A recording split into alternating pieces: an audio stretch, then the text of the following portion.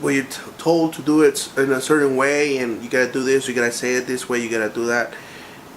We're more than capable of handling and doing that, but I think that just sort of it it kind of like hold us down to what the potential that scene could take, you know. So, but there has to be a balance. You have to be able to portray that character the way it is written. At the same time, if you are going to be free and do a little bit of, you know, suggestion and being allowed to do what comes out naturally, as long as you get that point across, as opposed to doing whatever the hell you want. I think you have a good product at the end.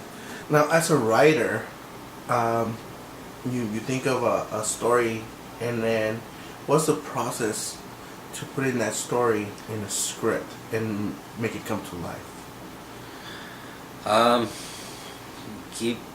I try to not complicate it too much and stick to the basics of beginning, middle, end. But the middle is always the ends of my stories are always. I like to give myself a twist to where when I'm first thinking of a concept for myself, if I can get myself to say, "Oh wow, I didn't think it could go that way," and I kind of like it, then that's how the ending comes about. The beginning is the beginning. Very important to establish, you know, the world of the story, who your characters are, the problem, the protagonist, and his plan to solve the problem. Act 2, or the middle section, is always the most challenging, because that's where you have to, you know, it has to be, it's like a roller coaster. You have to keep it interesting with highs and lows and twists and turns. It can't be just a straight line through. Keeps it kind of boring. And so in this case, it wasn't so much, it wasn't so wild in its highs and lows, but still had its movement. So that's the challenge in Act 2, is just to keep it moving and to always just keep going.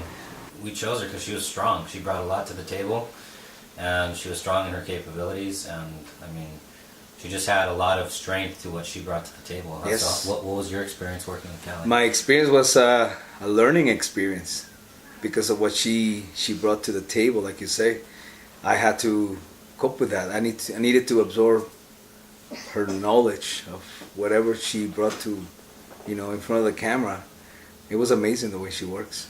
So I like it. Everybody has different techniques, even though they go to the same school, but after a while you develop your own way of developing a character. So it sounds like, despite your age, despite your number of years doing this, here in Tucson, you're still open to learning. Oh yes, always. It's, you know, if I'm not open to learning, might as well be dead, because you always gotta learn. That's how you die learning. You know, till the end of your life, you always learn about life, about others,